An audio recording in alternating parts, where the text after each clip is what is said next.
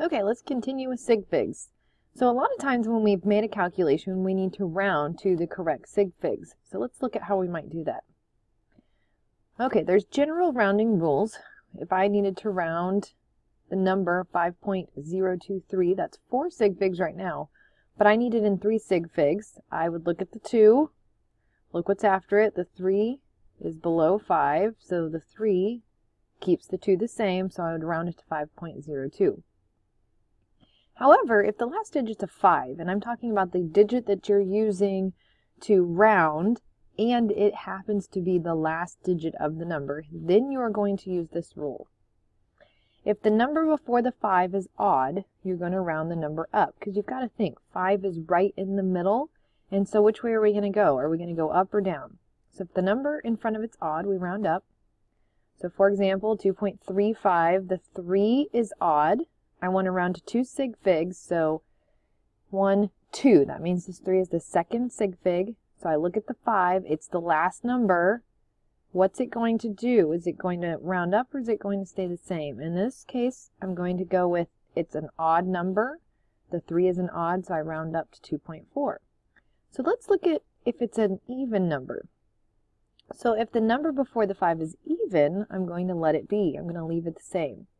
So for example, I want to round 2.54 to 2 sig figs. So here's 1 sig fig, here's 2 sig figs. So this is the number I need to round to. I look, oh, there's my 5, and it's the last one. So does that 5 round it up or does it stay the same? So I follow the rule. The 4 is even, so I keep it the same. So this number would also be 2.4. Okay, let's try a couple.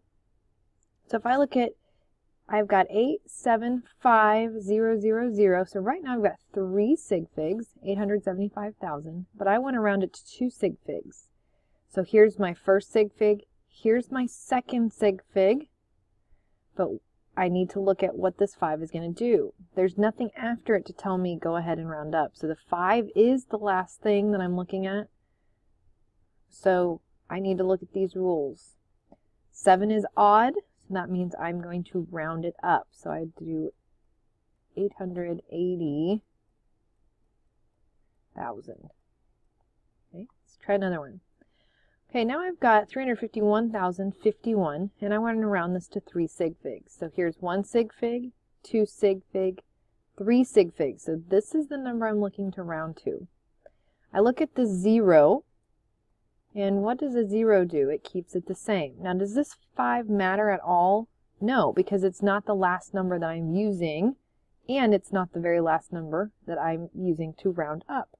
So, I just use normal rounding rules here. So I would do 351,000 would give me 3 sig figs. Because remember, I don't have any decimal places. I don't have anything here. So these are just placeholders. They're not significant.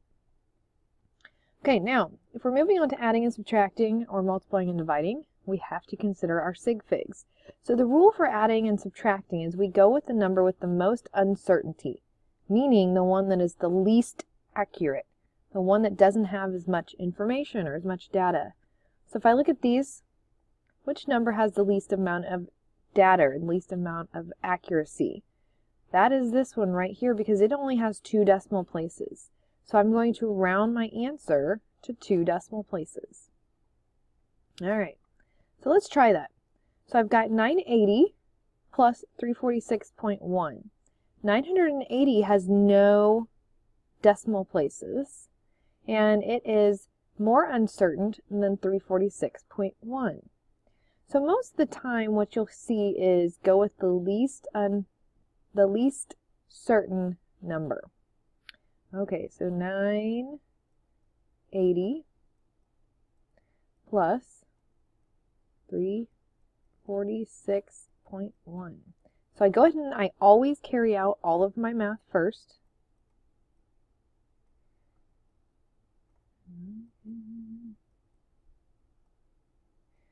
So I've got 1,326.1. What am I going to round this to?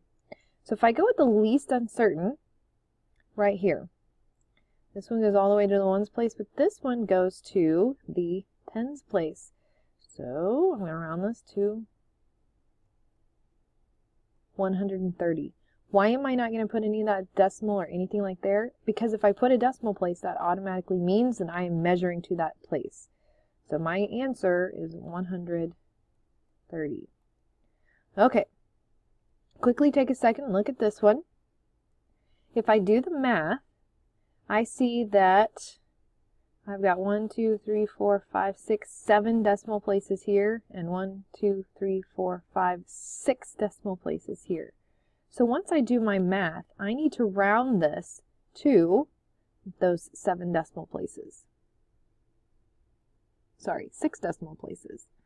Okay, so my number when I do the math ends up being 0.0666639. So this is 1, 2, 3, 4, 5, 6, 7. So that means that this 3 is my 6th decimal place. So I look at the 9. It's going to round it up. So my final answer is 0.0066664. Okay, what we see most of the time is multiplying and dividing. That's because we've got the factor label, dimensional analysis, all of our conversions that we have to do, and that most of the time requires multiplying and dividing. So let's take a look at this one. I'm going to go with least number of sig figs. So this is not the accuracy of the measurement in terms of how many decimal places or how many places.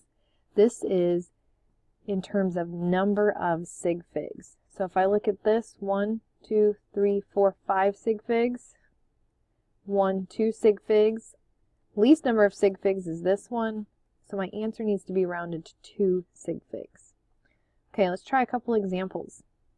So how many sig figs are here? 980, but I have a decimal, so that means 3. 346.14. So my final answer needs to be rounded to how many sig figs? 3. So I do the math, and I end up with 339,178. Okay, I need 3 sig figs. So 1, 2, 3. This is my 3rd sig fig. I look at the 1. It keeps the 9 the same. So 339,000.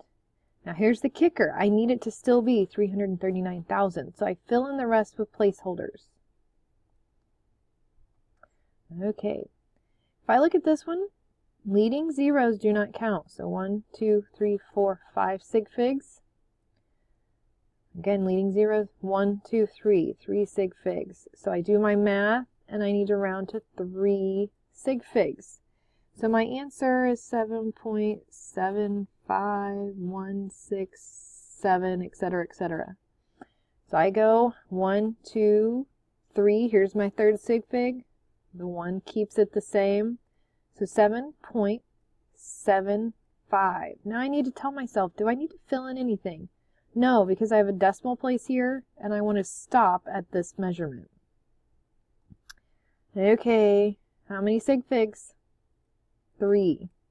And this one, nothing's after it, so 1. So my final answer needs to be rounded to 1 sig fig.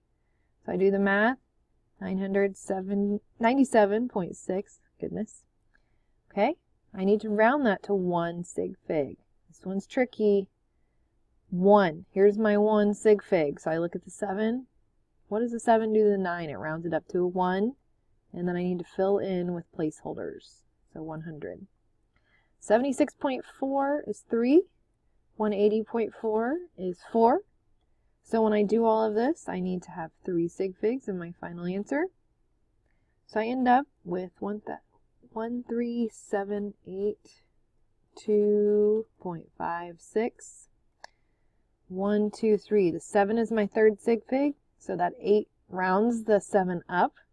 So 138, and then I fill in the rest to keep those. So if I look at this number is 13,000, so I need to keep it 13,000. So I fill in zeros to make it do so. Okay, the final thing is when we're looking at data, we have to make sure that we are recording as accurate of data as possible. So if I look at a digital number, that digital number is giving me the most accurate readout. So on this scale, it says 25.06. So what would I write down on my paper?